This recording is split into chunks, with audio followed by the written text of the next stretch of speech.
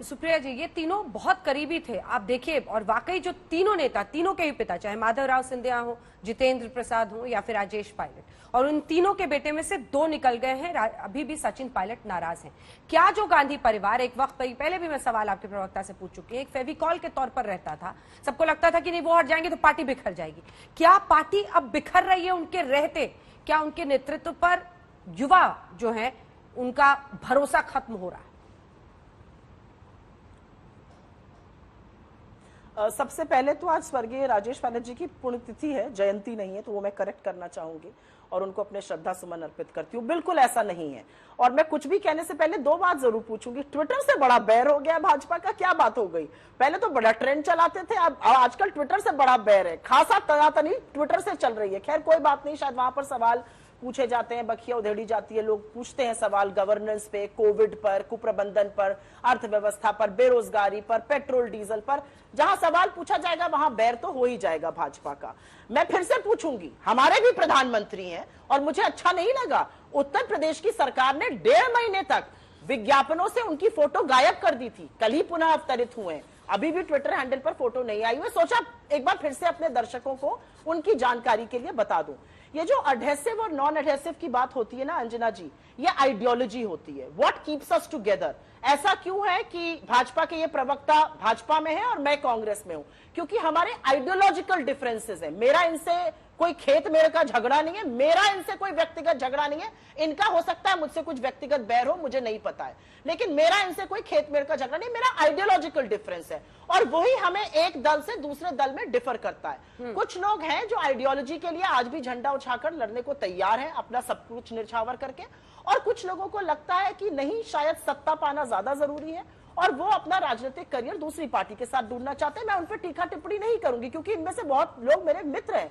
जितेंद्र प्रसाद चले गए, उससे वो मेरे दुश्मन थोड़ी हो गए, वो मेरे मित्र रहेंगे। हाँ, हमारी राजनीतिक मतभेद चलेंगे। काउंटर क्वेश्चन है, ज्योतिरादित्य सिंधिया को क्या मिला? बिल्कुल नहीं, ये व्यक्तिगत फैसला था उनका। ज्योतिरादित्य सिंधिया को बीजेपी में जाने से क्या मिल गया?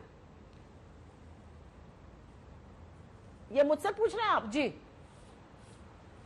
आपने कहा ना कि सत्ता के लालच में कुछ लोग छोड़कर चले जाते हैं। आपने कहा सत्ता के लालच में कुछ लोग छोड़कर चले जाते हैं अंजना जी, इसीलिए क्योंकि उन्होंने कांग्रेस पार्टी के तरीके पर सवाल खड़े किए छोटे समय। जितेंद्र प्रसाद ने कल कहा कि व्यक्ति विशेष की पार्टी बनकर रह गई है, हम अपने लोगों के लिए कुछ नहीं कर पा रहे हैं। तो मैं आपसे ये समझ रही हूँ, आपने कहा सत्ता लालच में वो चले गए बीजेपी में, तो फिर क्या मिल गया? ऐसी कोई डील तो थी नहीं कि उनको मंत्री पद, क्योंकि अभी तक तो नहीं मिला है, आगे हो सकता है मिल जाए, वो संबित जी बताएंगे।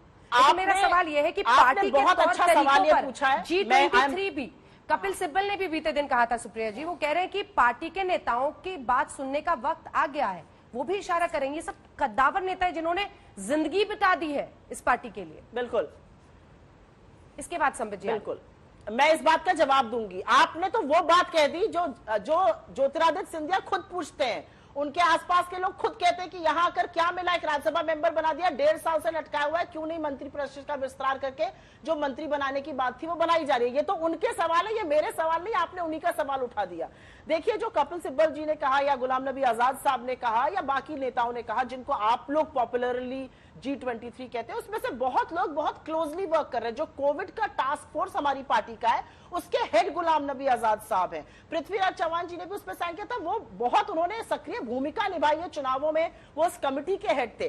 तो मैं सिर्फ ये बताना चाहती हूँ कि एक ये जो मीडिया में पेंट हो जाता है वो, और उसमें पार्टी के अंदर बहुत डिफरेंस होता है। डिसएग्रीमेंट, डिसेंट और डेमोक्रेटिक, ये एक साथ हाथों हाथ चलता है। हमारे यहाँ ये नहीं है कि दिल्ली से हम बताते हैं कि योगी जी के साथ कौन खड़ा रहेगा और कौन नहीं रहेगा।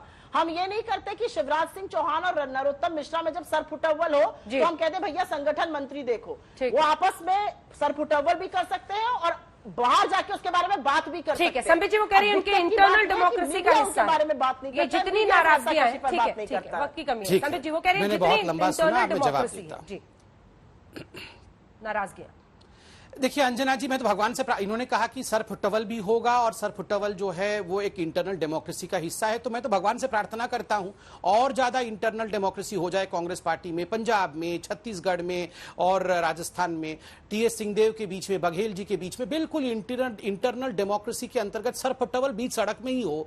सिद्धू जी और कैप्टन अमरिंदर सिंह जी सिर्फ फुटबॉल करे, बीच सड़क पे ही करे, हमें कोई आपत्ति नहीं है। हम तो पेविलियन में बैठ के देखेंगे भी और डिबेट और डिस्कशन भी करेंगे। आपको मुबारक हो आपकी इंटरनल डेमोक्रेसी।